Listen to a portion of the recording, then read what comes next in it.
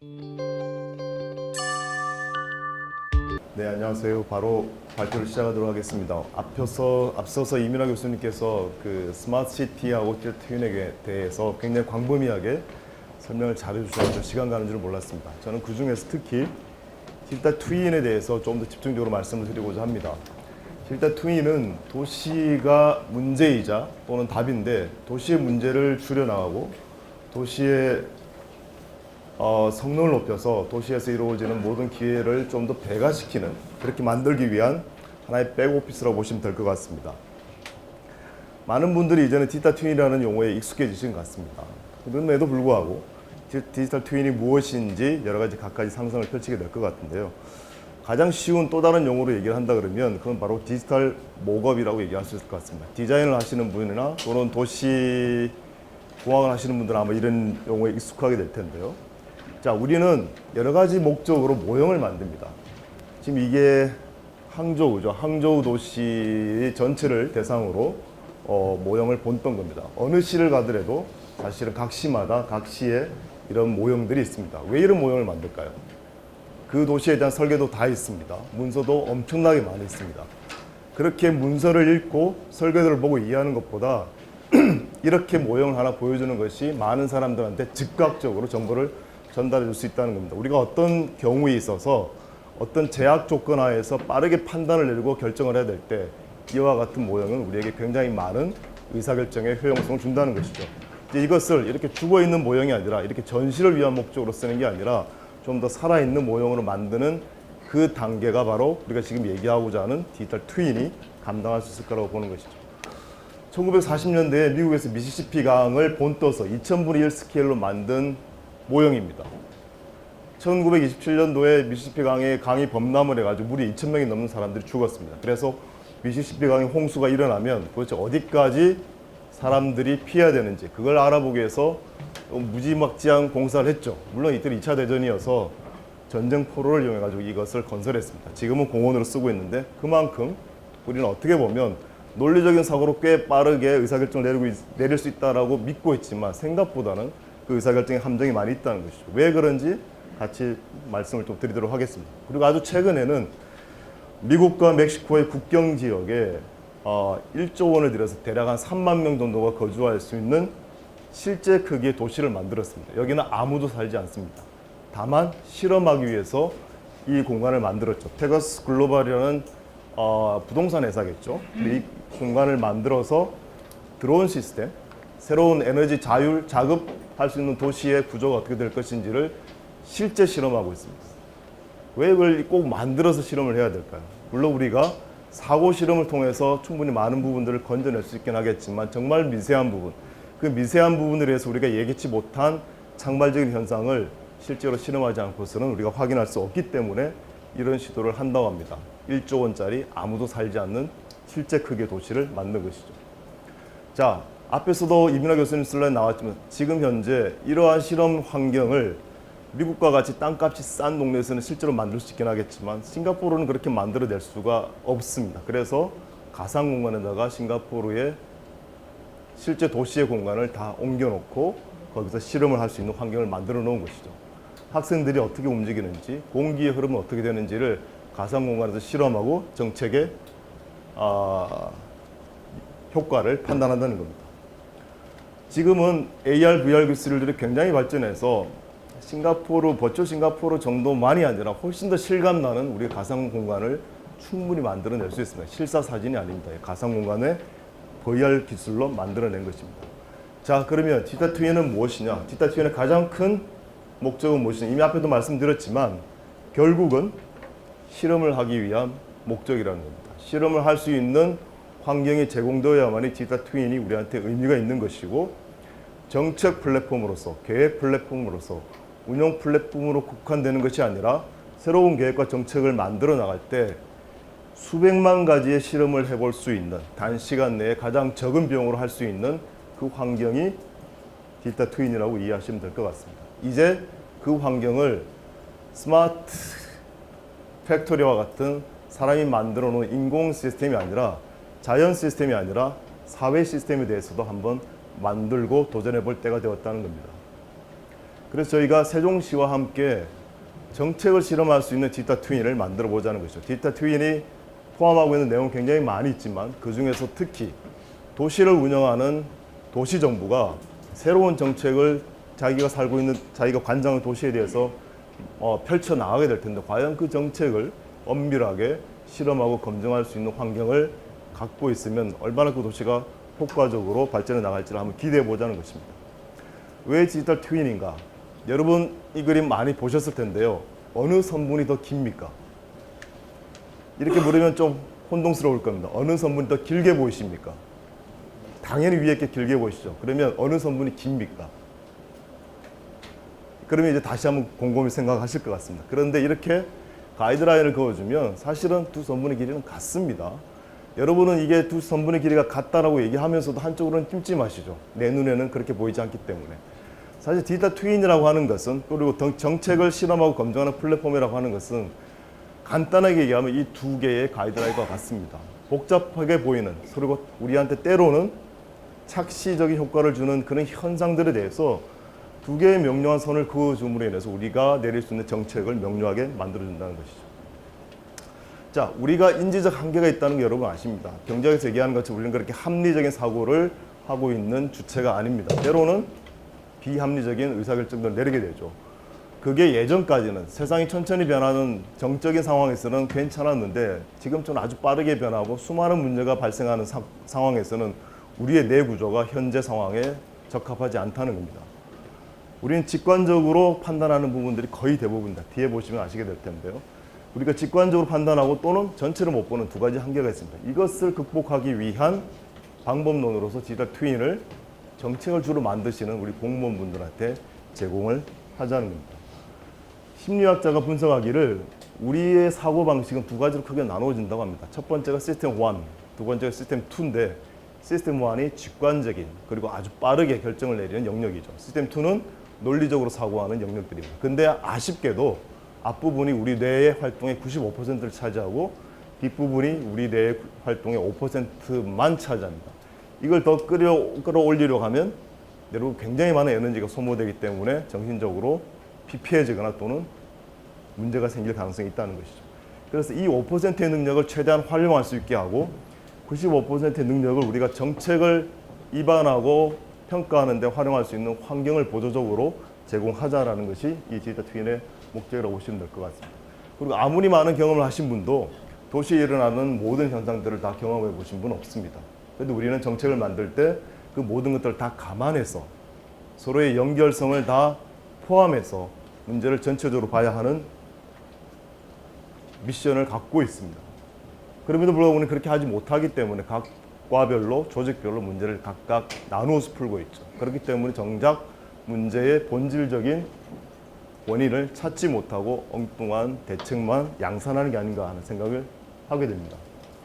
사회 이슈는 굉장히 빠르게 변하고 있고요. 복잡합니다. 아까 이민하 교수님께서 말씀하신 것처럼 도시에 몰려드는 사람이 많으면 많을수록 그 연결성은 N의 N승으로 더 많아지는 거고요.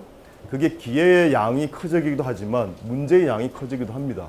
그래서 그 문제를 제대로 다룰 수 있는 체계를 우리가 내재화하고 있지 못한다고 하면 그 도시의 성장으로 인한 그 효과를 우리가 그대로 고스란히 활용할 수 없을 거라는 것이죠. 그래서 우리는 이미 인정하고 싶지 않지만 많은 정책 실패를 경험하고 있습니다. 왜 그러냐면 우리가 살고 있는 사회의 문제는 사람이 만들어낸 엔지니어링 시스템하고는 다르게 문제를 자르고 각각 풀어서 이어붙일 수 없다는 겁니다. 문제 전체를 하나를 통으로 보고 있는 그대로 우리가 도전을 해야 되는데 그럴 수 있는 환경이 녹록지 않다라는 것이죠. 그래서 계속 싱가포르 얘기를 하게 되는데 이것도 역시 싱가포르 얘기입니다. 점점 이렇게 빠르게 변화하고 다양한 현상들을 제대로 다루어낼 수 있는 정부는 어떤 능력을 가져야 될 것이냐 딱 세 가지로 정리를 해놨는데요.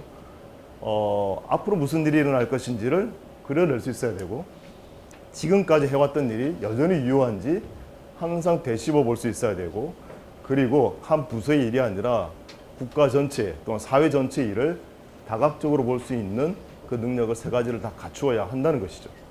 이것을 그러면 각자 공무원 개인의 노력에 의해서 또는 정책 당사자 개인의 노력에 의해서 더 배가하라고 얘기만 할 수 있을까요?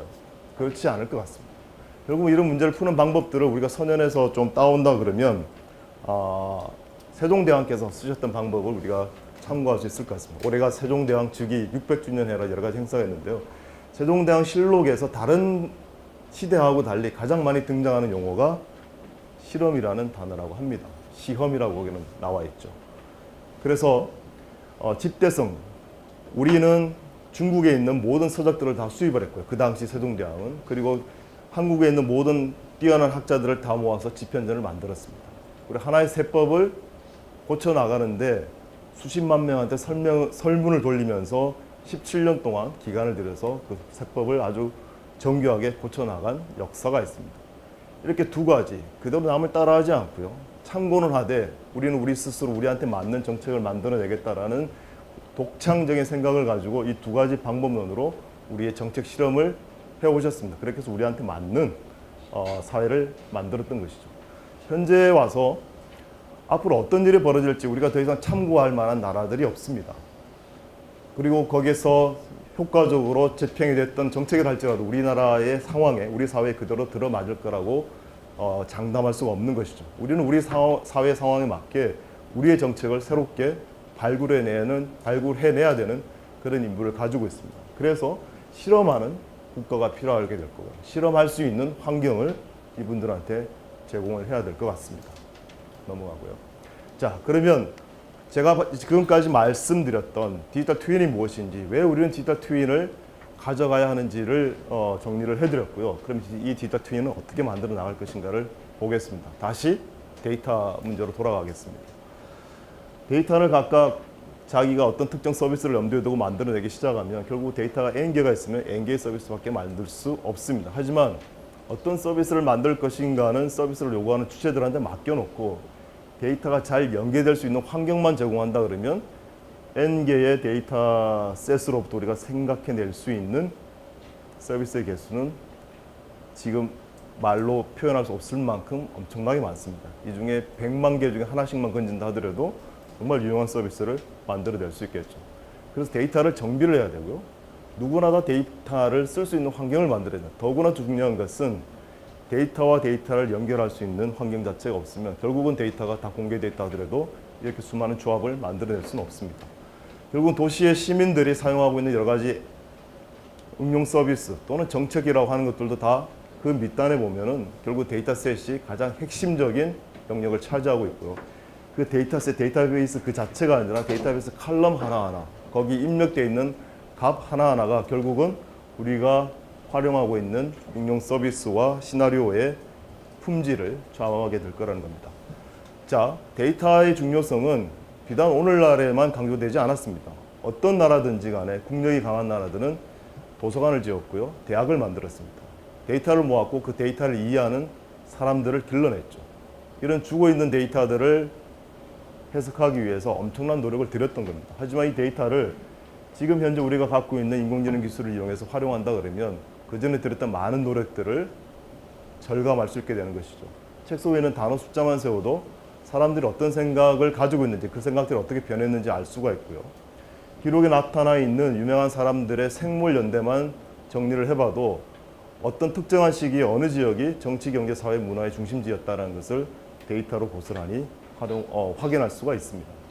자, 이와 같이 데이터를 누워있는 데이터를, 죽어있는 데이터를 살려내고 입체화시키는 작업들이 우리한테 보다 효과적인, 직관적인 판단을 내리는 데 얼마나 효과적인지를 보여주는 사례가 바로 그 버추얼 싱가포르라고 보시면 될 것 같습니다.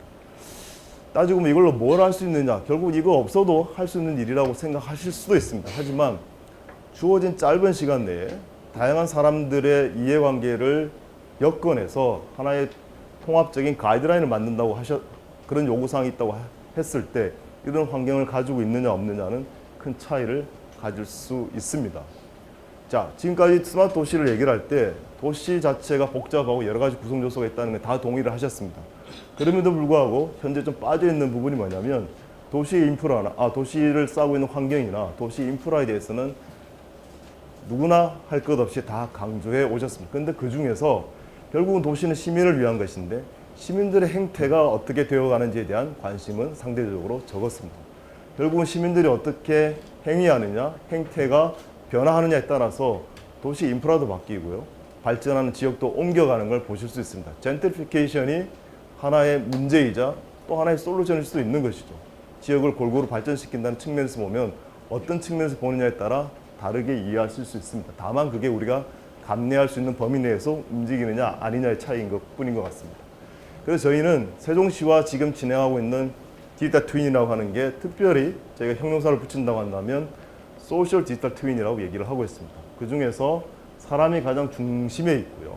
그 사람이 어떤 맥락 속에서 어떤 행위를 하느냐를 데이터로 담아내고 모형화시키려고 합니다. 언제, 어디서, 어떤 사람이, 누구냐가 아닙니다. 절대 아이덴티피케이션 하지 않습니다. 어떤 사람이 무슨 일을 왜 하는지를 알아내면 그 지역에서 무엇이 필요한지, 그 지역은 어떻게 발전해 나갈 것인지에 대한 그림을 지금보다는 훨씬 더 확신을 가지고 예측할 수 있을 거라고 보는 것이죠. 굉장히 복잡해 보이죠. 이 그림은 비만에 관련돼서 영향을 주는 요인들을 다 그려놓은 겁니다. 비만 한 가지 현상에 대해서도 우리가 고려해야 될 요인들이 엄청나게 많은 것이죠. 도시를 생각해 볼까요? 사람들은 어떻게 움직일까? 어떻게 생활할까? 가족은 어떻게 만들어지고 해체되어 나갈까? 그것들이 도시 현상의 가장 중요한 부분의 하나이고요. 또 하나는 가족과 가구는 서로 다른 의미를 가지고 있습니다. 직장과 학교에 따라서 가구는 분리되기도 하고 다시 합쳐지기도 합니다.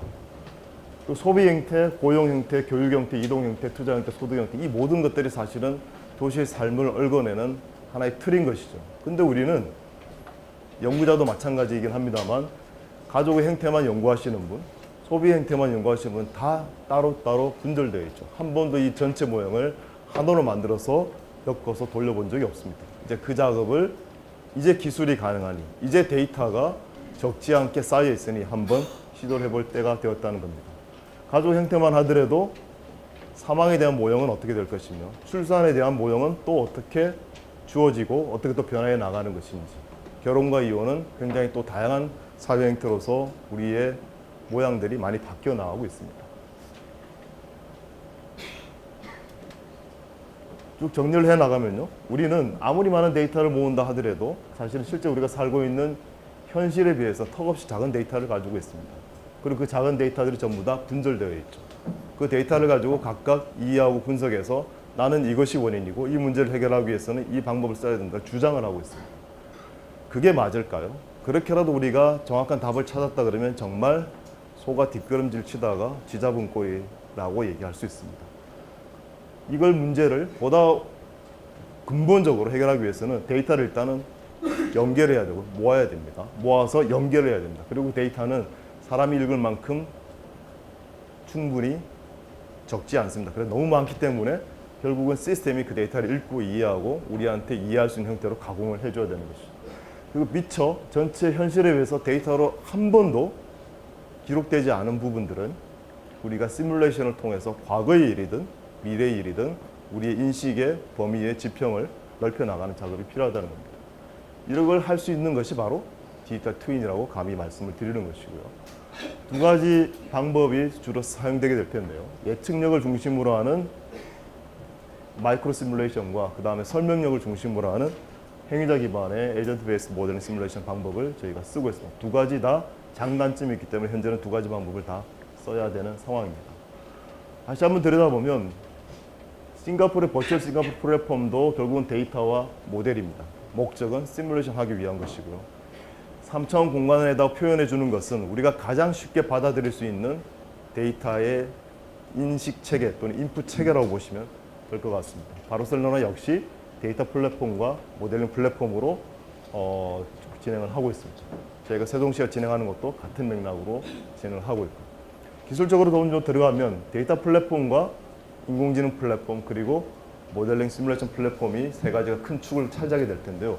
인공지능 기술이 결국은 이 두 가지 양쪽 다 걸쳐 있습니다. 데이터를 어떻게 이해할 것이냐, 시뮬레이션을 어떻게 조정해 나갈 것이냐, 시뮬레이션 결과를 사람들이 이해할 수 있도록 어떻게 가공해 낼 것이냐 하는 것들이 전부 다 인공지능 기술의 영역입니다. 이와 같은 요소 기술들을 통해서 결국은 우리는 가상적인 사회, 가상적인 도시를 만들어 나가고자 하는 것이죠. 이런 환경을 우리가 갖게 된다 그러면 현실에서는 실험해 볼 수 없는 수만 가지, 수십만 가지, 수백만 가지의 정책 조합들을 정밀하게 실험해보고 그 중에서 가장 좋은 정책을 뽑아서 실제 사회에 적용할 수 있을 겁니다. 그래서 일기예보를 하는데도 우리 기상청이 있고요. 슈퍼컴퓨터를 씁니다. 근데 일기예보뿐만이 아니라 우리 사회의 상황이 어떻게 전개해 나갈 것인지를 예보하는 그런 미션이 주어진다고 한다면 이런 슈퍼컴퓨터 한 2대 써도 아깝지 않을 것 같습니다. 이상 제 발표를 마치겠습니다.